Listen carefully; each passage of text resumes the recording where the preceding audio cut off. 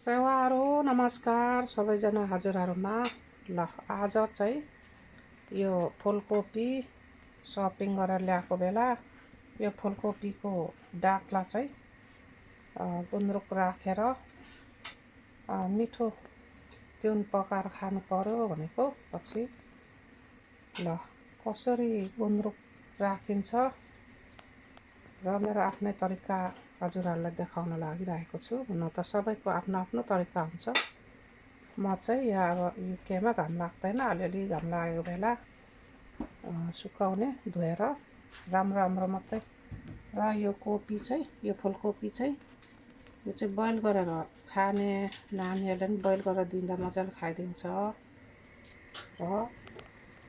र यो फुलकोपीको डाक्ला चाहिँ राम्रो छानेर छोटो काटेर धुने अनि पानी तारेर घाम लाग्यो भने घाममा सुकाउने, घाम लागेन भने ओभनमा सुकाउने। यो चाहिँ विदेशमा। अब हाम्रो देशमा त यतिखेर त्यसरी घाम लागेर गर्मी भइरहेको छ। यहाँ युकेमा त घाम अलिअलि मन्द मात्रै लाग्छ, कहिले मात्रै लाग्छ राम्रो। अनि यहाँ सुकाउँदा चाहिँ सुक्दैन, अलिअलि पानी तारेर सुकाएर ओभनमा अलिअलि सुकाउने अनि गुन्द्रुक राखेर तिउन आलुसँग मिसाएर खाँदा एकदम मिठो हुन्छ है हजुर चाहिँ।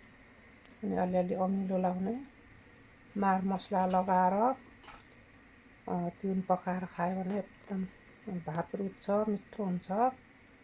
ल म चाहिँ पहिला हाम्रो देशमा हुँदा जहिले कोपी रोपेर बेच्नेहरुकोमा बराको बरा ल्याएर म चाहिँ राम्रो छानेर यसरी फुलकोपीको गुन्द्रुक राखेर खान्थे, एकदम मिठो लागेको सम्झना छ।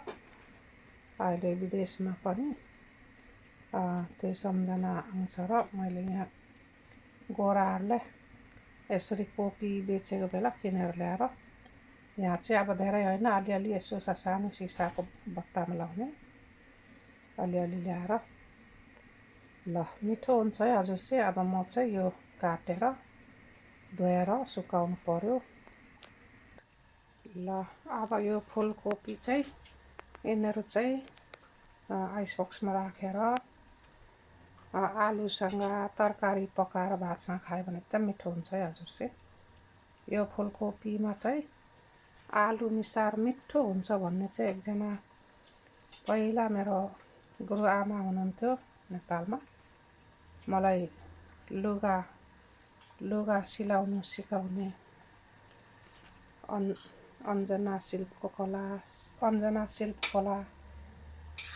भन्थ्यो नाम चाहिँ। अनि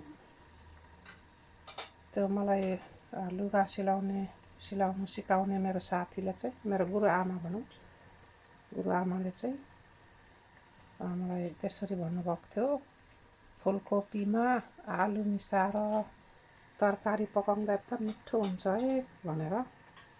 र मलाई एकदम सम्झना आइबस्छ। म अहिले पनि आफ्नो लुगाहरू आफै सिलाउँछु, ब्लाउजहरू आफै सिलाउँछु, पेटीकोट, लुङ्गी सुट। र उहाँले नै सिकाउनु भएको मलाई।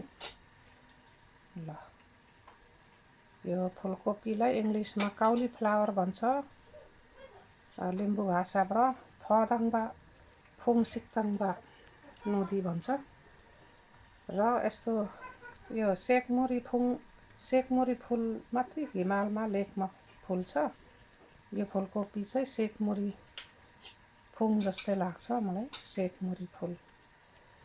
ल सेतो कति राम्रो। यो फुलकोपी चाहिँ यसरी के अरे ल्याएर राम्रो धोएर के अरे यो केस्रा केलाएर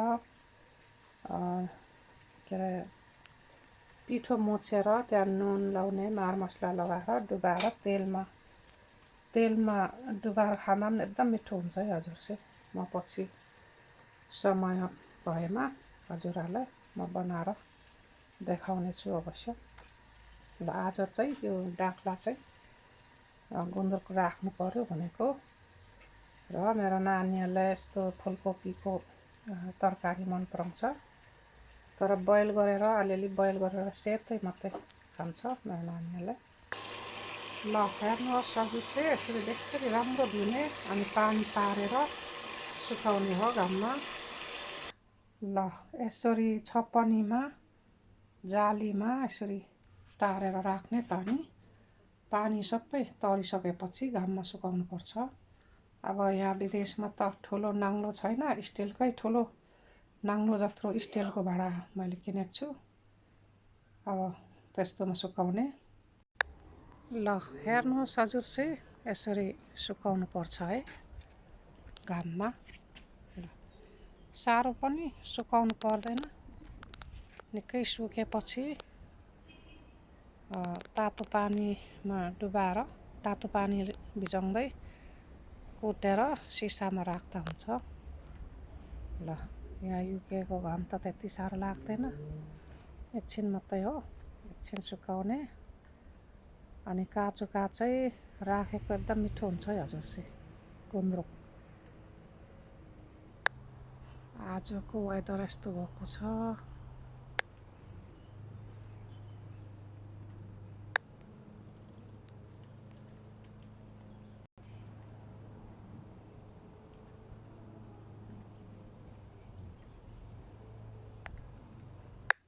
ल हेर्नुहोस् हजुर चाहिँ अघि मैले घाममा सुकाएको अहिले चाहिँ बेलुकी उठाएर ल्याएर यतिको सुक्यो र यहाँ चाहिँ म सिलौटामा कुट्दैछु।